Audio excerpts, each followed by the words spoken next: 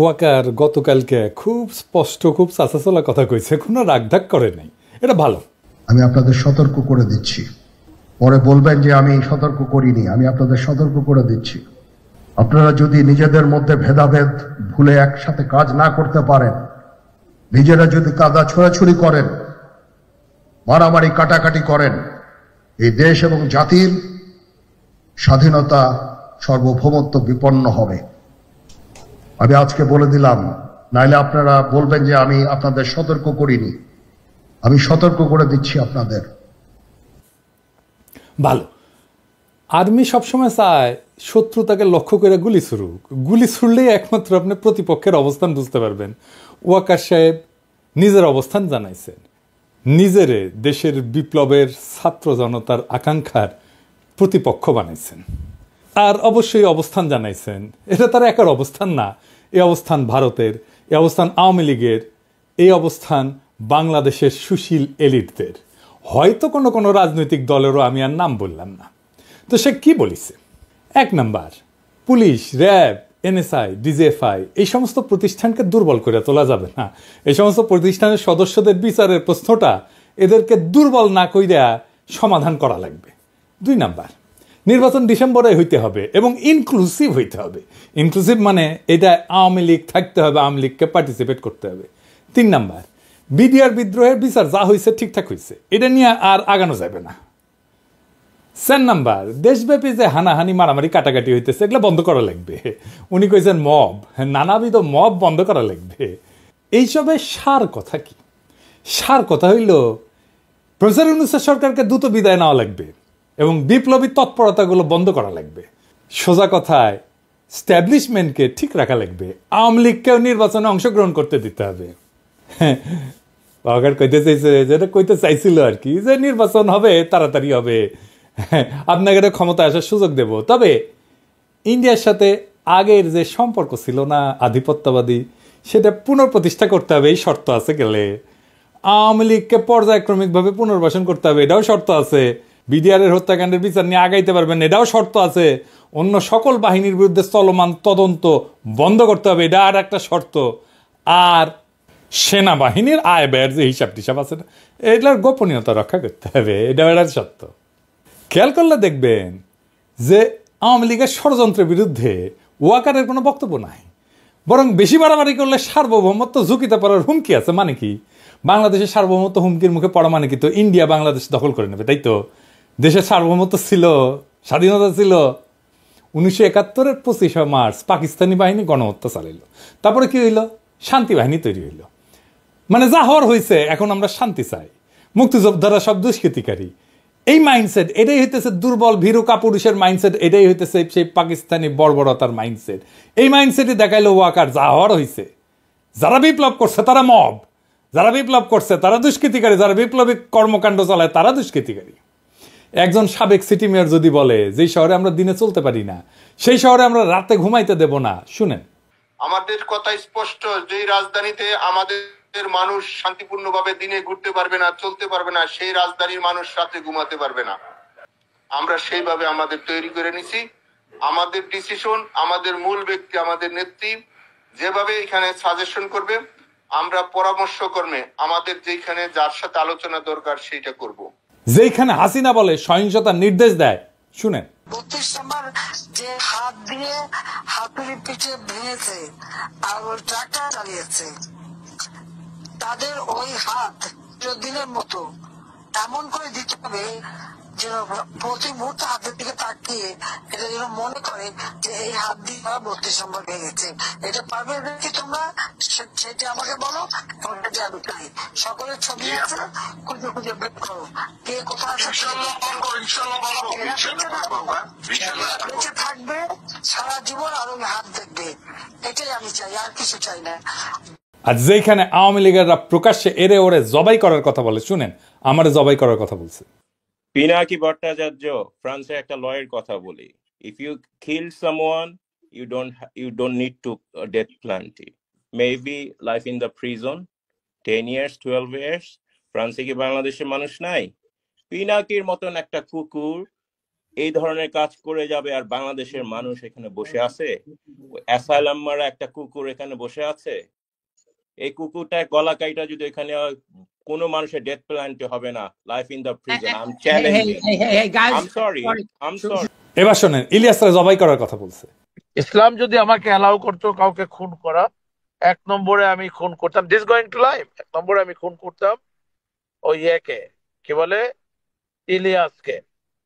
is another talented but very deeply rooted within the wrong process. And this Hassanat guy. সেইখানে ওয়াকার কারে হানাহানি থামানোর কথা বলতেছে, কারে? হাসিনাকে তো বলে না। ওয়াকার বলে কাদাসুরাসুরির কথা, মানে রাজনৈতিক বিতর্ক থাকবে না সমাজে। 15 বছরের ফ্যাসিবাদের ভূত 7 মাসে দূর করা যাবে? ওয়াকারকে নিজে তার দায়িত্ব পালন করেছে। আওয়ামী লীগারদের ক্যান্টনমেন্টে আশ্রয় দিছে কে? দুর্বৃত্ত জেনারেলদের নিরাপদে পালায় যেতে সাহায্য করছে কে? দেশের রাজনৈতিক পট পরিবর্তনের সময় ইন্ডিয়ান সেনা প্রধানের সাথে সার্বক্ষণিক যোগাযোগ রাখছে কে? এই ওয়াকার। শুনেন ইন্ডিয়ান সেনা প্রধান কি বলে। I'm in touch with the chief of Bangladesh during the time of when this changeover took place. I was in constant touch with him, and even thereafter in November 24 we had a video conference also. As far as the military cooperation is concerned, is again going up in the same way. Our officers have moved there for the NDC also. There is no let up on that side. When we talk about the relationship we should talk about when there is an elected government. So as of now, the relationship is with the military is well and perfect. এমনকি হাসিনার শেষ সময় সেনাবাহিনী নামায় তাদের দিয়ে বিক্ষোভকারীদের উপরে গুলি করা, ড্রোন দিয়া বিক্ষোভকারীদের ইন্টেলিজেন্স দিছে না আর্মি? ওয়াকার দিছে না? আয়না ঘরে প্রফেসর ইউনুসকে যাইতে বাধা দিছে না আর্মি? আয়না ঘরের ক্রাইম সিনকে তার আওতাধীন এলাকায় পরিবর্তন করে দেওয়া হয়েছে না? ওয়াকার যে বিকল্প ক্ষমতা কেন্দ্র কইরা সিসি হইতে চাইতেছে, তার যে খায় সেইটা, আর তার মাধ্যমে হাসিনার আর ইন্ডিয়ার ইন্টারেস্ট পুনর্বাসন করতে চাইতেছে, তা আমি অনেক আগে থেকে বলতেছি। এডিটর সাহেব দেখান আমার ভিডিওর থাম্বনেলগুলো, পাশের তারিখ দিয়ে দিয়েন কত তারিখে এটা দিছি। ওয়াকার সাহেবের বক্তব্যে ফ্যাসিবাদের পুনরুত্থানের লক্ষণ স্পষ্ট। ওয়াকার যা বলছে তার মধ্যে পতিত সরকারের দালালদের রক্ষা করার ইঙ্গিত স্পষ্ট। তর্জনী উঠায় সবাইকে সতর্ক করছেন ওয়াকার সাহেব। ওই তর্জনী আমরা চিনি, ওইটা মুজিবের স্বৈরাচারী তর্জনী, ওইটা হাসিনার ফ্যাসিস্ট তর্জনী, ওইটা মোদির হিন্দুত্ববাদী তর্জনী। এই হেডম কই থেকে আসে তা আমরা জানি। ওয়াকার সাহেব মেলা সেনা প্রধান আসতে গেছে, ওই চেয়ারে যতদিন ততদিনই হেডম। মাথায় রেখেন কথাটা, এটা কোনো হেডম না। যাদের সাথে খেলতে আসতেছেন তাদের হেডম চেয়ারের উপরে না, তাদের হেডম রাস্তায় জনতার শক্তিতে। আসেন এডা এডা করে ধরি। সেনাবাহিনী আর সেনা প্রধানের প্রতি বিদ্বেষ কেন? হাসিনা বলতো আমার অপরাধটা কি শুনেন। দেশবাসীর কাছে আমি বিচার চাই, কি অপরাধটা কি করেছি। আর হাসিনার বনজামাই ওয়াকার বলে সে নাকি জানেই না কেন লোকে তার উপরে বিলা। এটা কি ফ্যামিলির ঐতিহ্য ওয়াকার সাহেব? আপনি তো ফ্যামিলির পার্ট না, বিয়ে করেছেন ওই ফ্যামিলির, তো আপনার ভিতরে তো ওই জিনটা নাই, তাও এটা শিখে গেছেন না। তো ওয়াকার সাহেব একদিন আমরা যে এত কিছু কইলাম তখন আপনি কইছিলেন কানের মধ্যে কি তুলা দিয়ে রাখিছিলেন নাকি বিপ্লবী ছাত্র জনতার গণদাবির প্রতি আপনার কোনো শ্রদ্ধা নাই? অবশ্য না থাকাটা স্বাভাবিক। আপনি তো বাংলাদেশে এই মুহূর্তে পতিত স্বৈরাচার হাসিনা শেখ পরিবারের শেষ ব্যক্তি যে বাংলাদেশে আছে, তাই দেশের স্বার্থে এই বিষয়ে কথা বলা দরকার।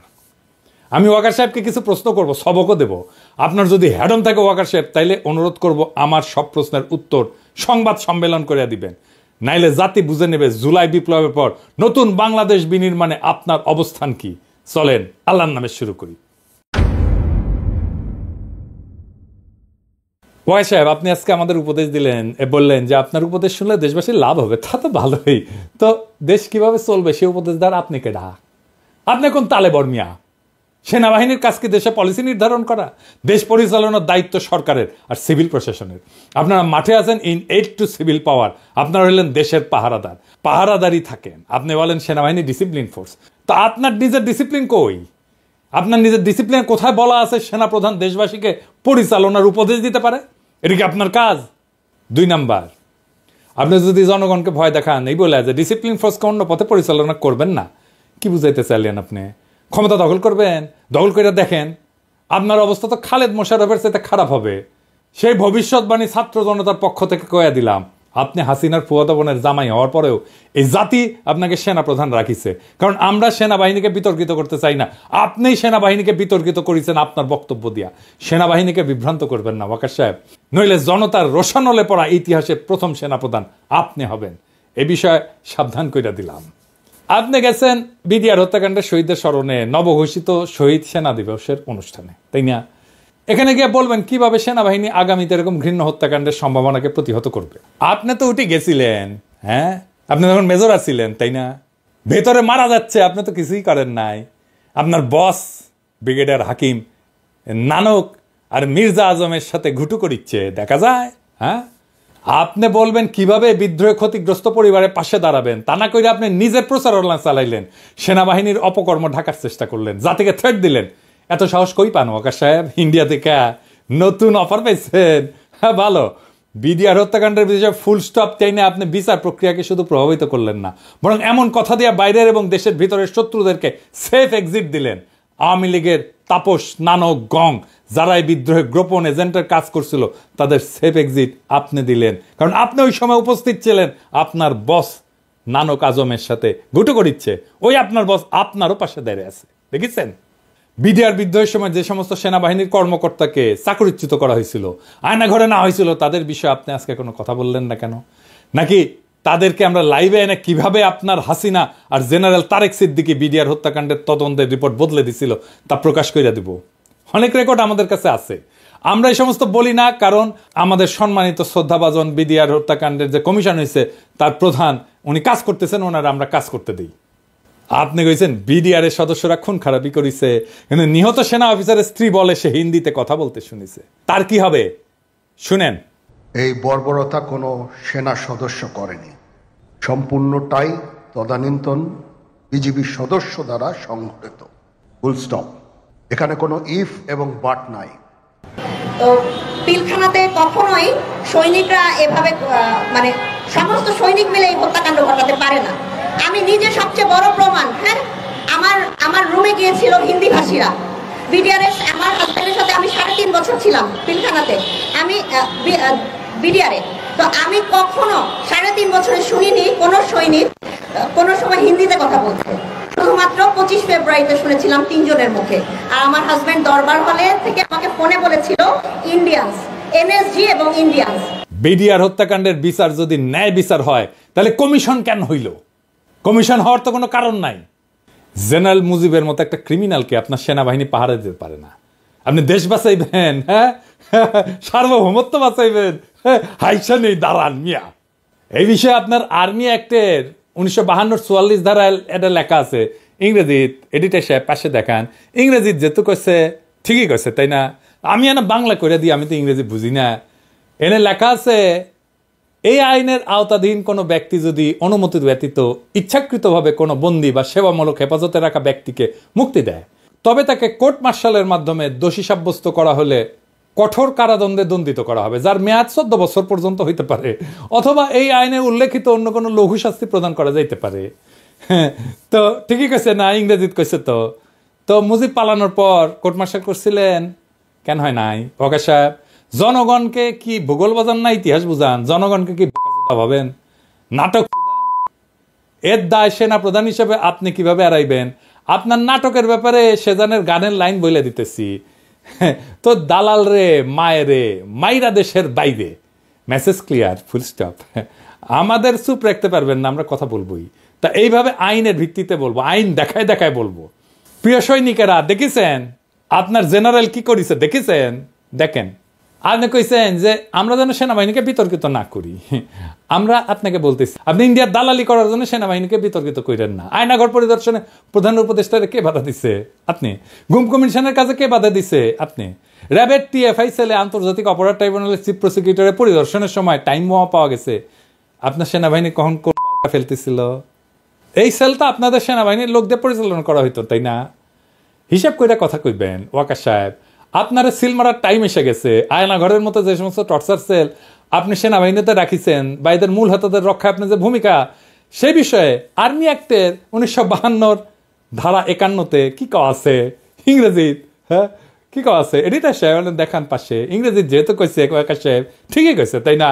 তো আমরা তো আর ইংরেজি বুঝি না, আমরা না বাংলা কইরা দেখি। হ্যাঁ কি কইছে, এই আইনের আওতাধীন কোনো ব্যক্তি যদি বৈধ কারণ ছাড়া কোনো ব্যক্তিকে গ্রেপ্তার আটক রাখে কিন্তু তাকে বিচারিক প্রক্রিয়ার সম্মুখীন না করে বা তার মামলাটি যথাযথ কর্তৃপক্ষের কাছে তদন্তের জন্য উপস্থাপন করতে ব্যর্থ হয়, তবে তাকে কোর্ট মার্শালের মাধ্যমে দোষী সাব্যস্ত করা হইলে কঠোর কারাদণ্ডে দণ্ডিত করা হবে, যার মেয়াদ 2 বছর পর্যন্ত হইতে পারে, অথবা এই আইনে উল্লেখিত অন্য কোনো লঘু শাস্তি প্রদান করা যেতে পারে। হ্যাঁ সৈনিক ভাইরা দেখেছেন, দেখেছেন সেনা আইনে কি আছে, আপনাদের জেনারেলরা কি করেছে দেখেছেন? তো আকাশ সাহেব কোর্ট মার্শাল কই তা না কইরা আপনি কমিশনের কাছে বাধা দিচ্ছেন নাকি হুকুমের আসামি হিসেবে ফাইসে যাওয়ার ভয় দেখতেছেন? অনেক সুযোগ দিচ্ছি আপনারে, আপনি দেশের কাজ না কইরা হাসিনার, ইন্ডিয়ার আর আওয়ামী লীগের পুনর্বাসনের জন্য কাজ করতেছেন। তা আপনি তো ফিজিক্যালি আনফিট, আপনার হার্টে নাকি সমস্যা। তো কি সমস্যা? আপনি কিভাবে সেনাপ্রধান হয়েছেন তা কি আমরা জানি না? স্বৈরাচারের আত্মীয় কোটায় আপনি সেনাপ্রধান হয়েছেন, হাসিনার আত্মীয় কোটায়।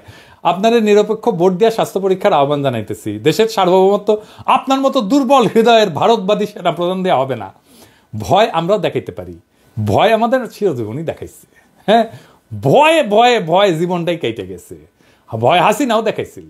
ওই ভয় আমাদের দেখায় না, খাড়া হইয়া দাঁড়াইতে পারেন না, দুর্বল হাট, মোটা ভুড়ি, আবার ডর দেখান। আসলে ডরাইছি। আপনি তো হাসিনারে তেলাইতে তেলাইতে জীবন নষ্টাগত। শহীদ সেনা দিবসের বক্তব্যে বললেন আমার সাথে ডক্টর ইউনূসের কথা হয়েছে। তো মাননীয় প্রধান উপদেষ্টাকে আপনার খালু লাগে? শাশুড়িকে তো আম্মা দেখতেন, এখন সম্মানের এত অভাব কেন? সরকারকে মানতে ইচ্ছা করে না নাকি সরকার পছন্দ হয় নাই? আমাদের জনগণের আপনাকে পছন্দ ছিল না, প্রফেসর ইউনূসের কারণে আপনারা তো আমরা কিছু বলি নাই, কিন্তু আপনার স্বভাব তো আওয়ামী লীগের মতো।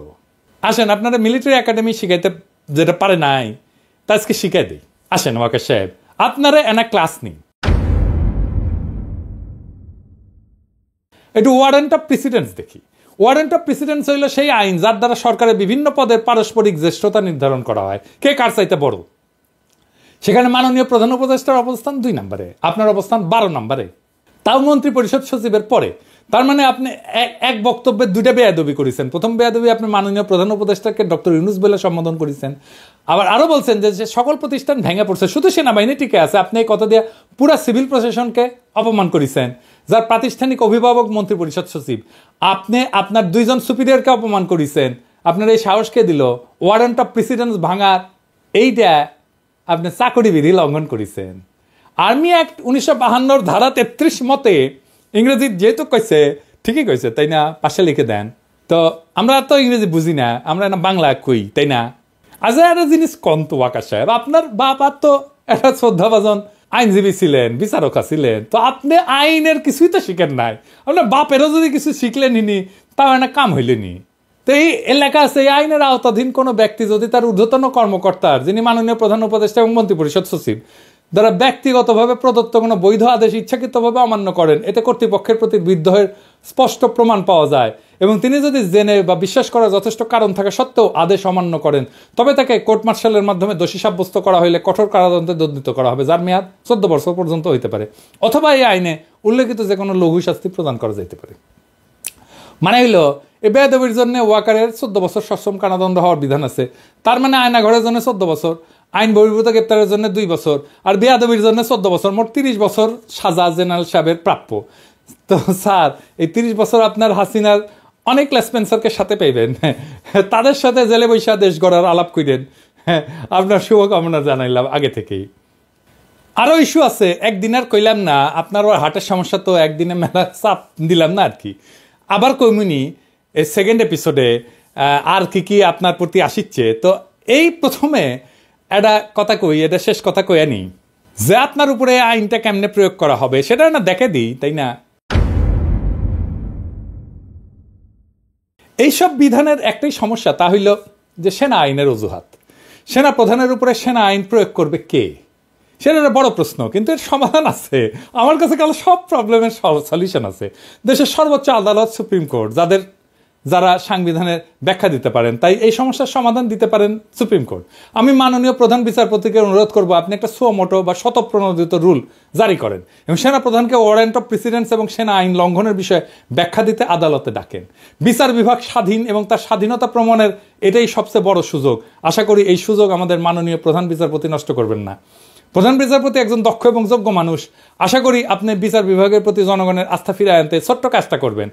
আমাদের দুর্নীতি দমন কমিশনের প্রতি অনুরোধ, 111-এর সময় যত সেনা কর্মকর্তা মাঠে দায়িত্ব ছিল তাদের সম্পদের অনুসন্ধান করেন, হ্যাঁ সব খুঁজে টেনে টেনে বের করেন। হ্যাঁ ওইটা সম্পদ ধরে টান দিবেন, সব সোজা রুলারের মতো সোজা হয়ে যাবে। আওয়ামী লীগের সময় পদোন্নতি পাওয়া কর্নেল র্যাঙ্কের উপরে সবার উপরে অনুসন্ধান চালান। যারা সড়ক এবং জনপদের প্রকল্প পরিচালক ছিল তাদের এই অনুসন্ধানের আওতায় আনেন, দেখবেন অনেক সমস্যার সমাধান হয়ে যাবে। সব সমস্যার সমাধান আছে, বুঝছাও। মন্ত্রিপরিষদ সচিব আর প্রধান উপদেষ্টা মুখ্য সচিব আপনাদের নেতৃত্বে সিভিল প্রশাসনকে যে অকার্যকর বলছে তার প্রতিবাদ করেন। আপনাদের দিকে পুরা সিভিল প্রশাসন তাকায় আছে। আপনারা এই প্রথম রাতের নির্বাচনে কুশীলবদের চাকরিচ্যুত করছেন, এতে প্রশাসনের সম্মান বাড়ছে। আর্মি চিফের এমন লজ্জাজনক মন্তব্যের প্রতিবাদ করেন। আমরা এই ক্ষেত্রে সিভিল প্রশাসনের পক্ষে, জনতা তার সেবকদের সম্মান দিতে চায়। জুলাই বিপ্লবের গণহত্যায় যে বাহিনী জনগণের উপর গুলি চালাইছে তাদের থেকে দেশ গঠন আর সার্বভৌমত্বের লেকচার 5ই আগস্টের পর নতুন বাংলাদেশের সবচেয়ে বড় প্রহসন। ওয়াকার সাহেব, আপনি দুর্বল হৃদয়ের মানুষ, হারকুলিস হইতে যায় না। রাজনীতির মাঠ বড় পিচ্ছিল, এখানে খেলা অত সহজ না। 18 বছর থেকে আপনি যখন লেফট রাইট করছিলেন তখন আমরা রাজনীতির রাজা উজির মারি। বাংলাদেশে ইন্ডিয়ার লেসপেন্সারি করার কোনো দল, কোনো ইনস্টিটিউট টিকতে পারবে না, ফুল স্টপ, পিরিয়ড। হাসিনা পারেনি, পুলিশ র্যাব বিজিবি পারেনি, সেনা শাসনের ডট দেখায় না। ইন্ডিয়ান পাওয়ার কলিকাতা হারবাল খেয়া বীর ছাত্র জনতাকে ডট দেখাইতে আসবেন না। খালেদ মোশাররফ কলে হইপার থেকে ডাক দিবে, উইও হারকুলিস হবার চাইছিল ইন্ডিয়ান সালসা খাইয়া।